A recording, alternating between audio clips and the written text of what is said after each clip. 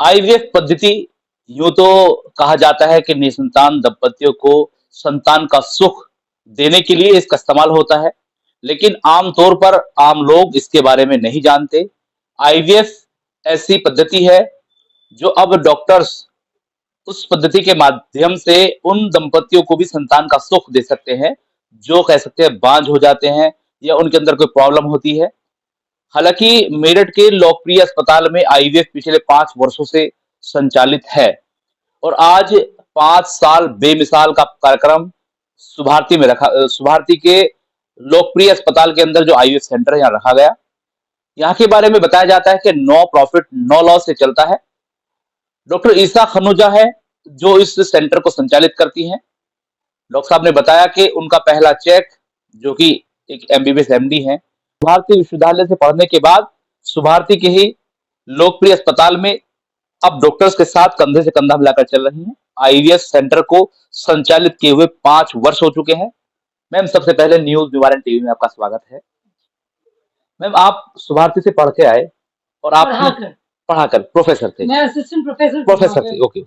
पढ़ा करे, माफ कीजिएगा, सुभारती में पहले थे, हालांकि यहाँ आए। मैम, यहाँ कब आए और क्या ख्याल आया मन में कि आईवीएफ को शुरू किया जाए, और क्या आपको लग रहा था कि आईवीएफ आप जब शुरू करेंगे इसमें सफलता हाथ लगेगी नहीं लगेगी, और एक घर चलाने के लिए पैसों की बड़ी नीड होती है। आपने निस्वार्थ काम किया, थोड़ा सा बताइएगा। 2013 में मैंने ये सपना देखा था। मैं तब सुभारती अस्पताल से जुड़ी थी as an assistant professor obs and gynae, और मैं वहाँ पे डॉक्टर की तरह काम करती थी। एंड हम अपकमिंग डॉक्टर्स को भी पढ़ाते थे। एंड तब जब हम ओपीडी में निसंतान दंपत्ति देखते थे तो हमें बड़ा मन को एक वो लगता था कि एक दुख होता था कि भारत में सोसाइटल प्रेशर इतना होता है कि हर औरत का बहुत जरूरी है माँ बनना। और इस चाह से मैंने ये सपना देखा, और उसमें मेरे husband doctor PT Sharma, doctor Rohit Ravinder, doctor Shalya, doctor Atul sir, boss, सबका योगदान रहा। मैंने अकेले नहीं कुछ किया। तब ये सपना देखा था कि हम एक ऐसा सेंटर बनाएं, और इस तरफ चलते हुए फिर ये 2018 में शुरू हुआ, और उसके बाद हमने कभी पीछे मुड़ के नहीं देखा। कई ऐसे निसंतान दंपत्ति हैं, आज आपने देखा ही होगा। हमारे दिल भर आए उन सबको देखकर, उनके बच्चों को देखकर, और मैं भगवान का शुक्र करूंगी कि उन्होंने मुझे ऐसा मौका दिया कि मैं इन सबके परिवार में ये खुशी ला पाई हूँ। खुशी का माध्यम आप बन गई हैं। तो मैम, कितने दंपतियों को अब तक आपने जो बच्चों का सुख है वो प्राप्त कराया है? ये हम लोग, ये जब काम होता है किस तरीके से होता है, लोगों को डरना चाहिए नहीं डरना चाहिए, थोड़ा सा ब्रीफ कीजिए। जरूर। कि बहुत दंपत्तियां हैं जिनको अभी जिनको बच्चे हो गए हैं, जो प्रेग्नेंट हैं, डरे नहीं, है ना। जब भी कोई प्रॉब्लम होती है, मैं हमेशा कहती हूँ उस चीज का सामना करें, उसको एड्रेस करें, एक डॉक्टर से कंसल्ट करें, आप देर ना करें, क्योंकि इसमें सक्सेस का सबसे जरूरी फैक्टर जो है वो है एक औरत की उम्र। अगर वो औरत 32 से कम है या 35 से कम है तो आपके चांसेस माँ बनने के बहुत अच्छे हो जाते हैं। पर यहीं पे अगर उम्र आपकी बढ़ जाती है, वहीं पे आपके हर महीने या हर साल चांसेस कम होते रहते हैं। और जरूरी नहीं है, मैं कहती हूँ सबको आईवीएफ चाहिए, ऐसा जरूरी नहीं है। आपका, हमने कितने पेशेंट्स को प्रेग्नेंट किया है सिर्फ एक सिंपल अल्ट्रासाउंड मॉनिटरिंग द्वारा, अंडे बना के दवाइयां देके, या फिर किसी को उससे एक सीढ़ी ऊपर आईयूआई की जरूरत पड़ती है, या उससे ऊपर की सीढ़ी जिसे कहते हैं हम आईवीएफ या सी, उन सब की जरूरत पड़ती है। आईयूआई एक तकनीक है जिससे कि कई कारण होते हैं जिनकी वजह से आईयूआई होते हैं, मैं उनमें नहीं जाऊंगी, पर उसमें आपके हस्बैंड का शुक्राणु लेके उसको और बेटर करके वॉश करके हम सीधा गर्भ में, आप ऐसे समझे गर्भ की जो छत है वहां पे छोड़ के आते हैं। तो ये सारी चीजें आपके अंदर ही हो रही हैं, सब कोई नेचुरल तरीका ही है। इस जस्ट जहाँ पे आपकी थोड़ी सी कमी है, उस थोड़ी सी कमी को हम साइंस के माध्यम से पूरा करते हैं।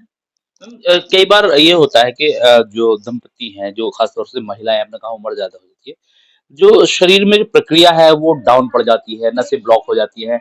क्या ऐसी जब ये परिस्थिति बनती है, नसें ब्लॉक, मैंने सुना था नसें ब्लॉक होने के बाद, क्या तब भी आईवीएफ काम करता है? देखिए, जब आपकी उम्र बढ़ती है एक औरत की, तो उनके जो अंडे होते हैं अंडाणु में, वो अंडाणु में अंडे धीरे-धीरे कम होने शुरू हो जाते हैं।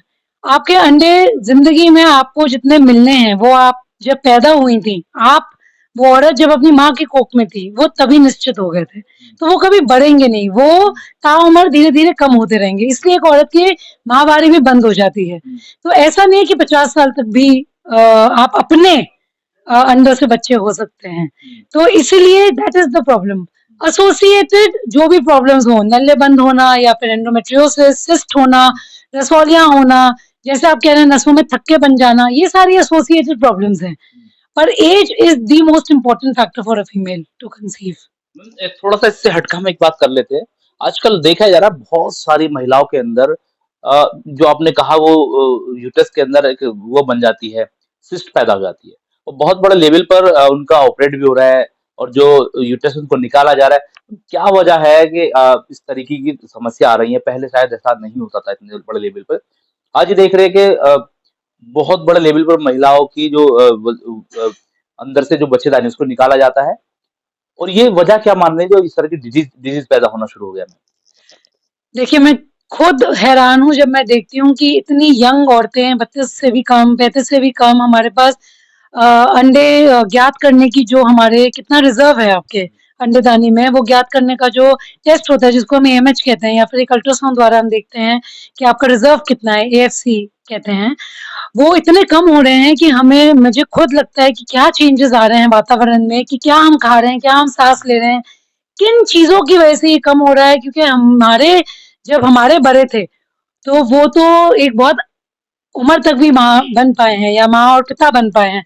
नॉट ओनली फीमेल्स, मेल्स में भी शुक्राणु कम हो रहे हैं या खत्म हो रहे हैं, या कुछ बुरी आदतें हैं, smoking, alcohol in and out लोग लेते हैं, अब प्रदूषण, रसौलियाँ नहीं, यूट्रस में हर रसौली निकालने की ज़रूरत नहीं होती। मैं कहती हूँ अगर बच्चा नहीं है तो ज़रूर एक पहले किसी निसंतान दंपत्ति विशेषज्ञ को दिखाएँ, एक कंसल्टेशन ले लें उनसे, कि अगर कि मान लीजिए किसी ने आपको एडवाइस भी किया है, तो एक सेकंड ओपिनियन लेने में कभी कुछ नहीं जाता। क्योंकि रसौली निकालनी है कि नहीं, उस पे सक्सेस पे भी बहुत मायने रखता है, कहाँ है रसौली ये मायने रखती है। तो कोई भी स्टेप लेने से पहले एक ओपिनियन ले लें, एक कंसल्टेशन करें और उसके बाद आगे बढ़ें, ताकि आपको कभी किसी चीज़ का पछतावा ना हो। मैम ये जानकारी की बात हो गई। अब अगर कोई आपसे कांटेक्ट करना चाहे या जो अपने आईवीएफ सेंटर है यहाँ आना चाहे, तो ऐसा क्या माध्यम है जो सीधे आपसे संपर्क हो जाए, सीधे आपसे बात कर ले? कोई ऐसा माध्यम बताइए मैम? जी, हमारा एक कॉन्टैक्ट नंबर है जो पर्सनल हमारा ही सेंटर का फ़ोन है। वो नंबर है 6397456620, 6397 456620। लोकप्रिय आईवीएफ सेंटर का नंबर है ये। आप इसमें कभी भी कांटेक्ट कर सकते हैं और आप एक अपॉइंटमेंट ले सकते हैं। अपॉइंटमेंट लेना ज़रूरी है बस, क्योंकि हम तसल्ली से मरीज़ों को देखने में विश्वास रखते हैं।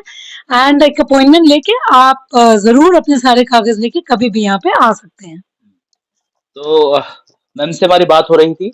मैम ने सभी चीज़ों को बड़ी बारीकी से, बड़े विस्तार से न्यूज़ दीवाना टीवी को बताया। अगर ये खबर आपके आपके समझ की है, आपके इंटरेस्ट की है तो इसको देखिएगा, सुनिएगा, समझिएगा और इसको शेयर भी कीजिएगा। हमारे चैनल को फ़ेसबुक पर फ़ॉलो कीजिएगा, यूट्यूब पर सब्सक्राइब कीजिएगा और न्यूज़ निवारण टीवी हमेशा आपके लिए जानकारियों से भरी खबरों को लाता है।